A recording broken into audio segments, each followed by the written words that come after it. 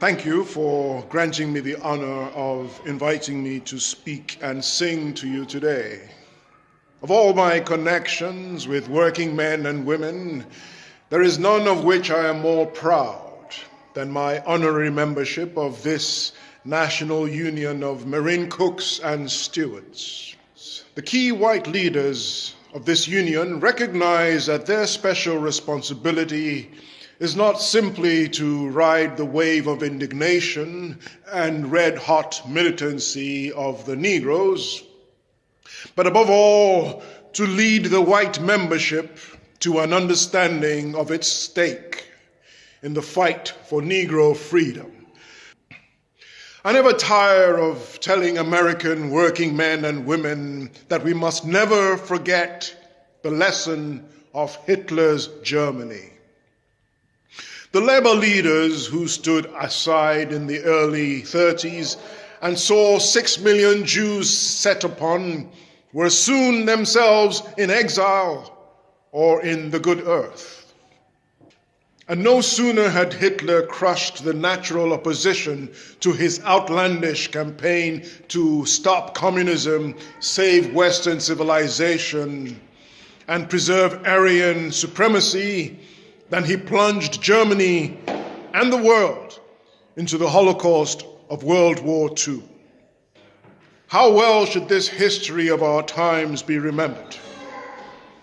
Today's would-be Hitlers are not in Germany, they are right here in the United States.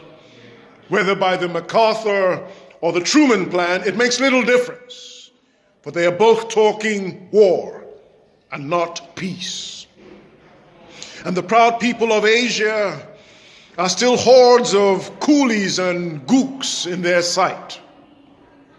They would turn Africa, emerging from the status of a slave continent, into a blazing inferno in order to crush the independence movements of the West Coast, the Sudan and South Africa, and in order to increase the fabulous wealth of the billionaires that they are extracting from the inexpressible subjugation and misery of my African brothers and sisters.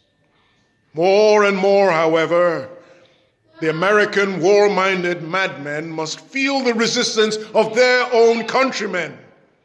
They must be openly challenged and defeated, lest our country go down the shameful road along which Hitler led Germany to destruction and degradation.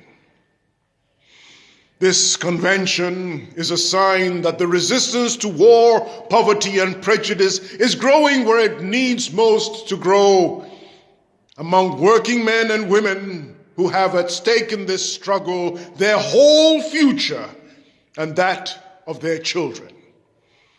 The MCS convention means to me that the Negro people have some wonderful allies in our own struggle. It's good to be here. Thank you.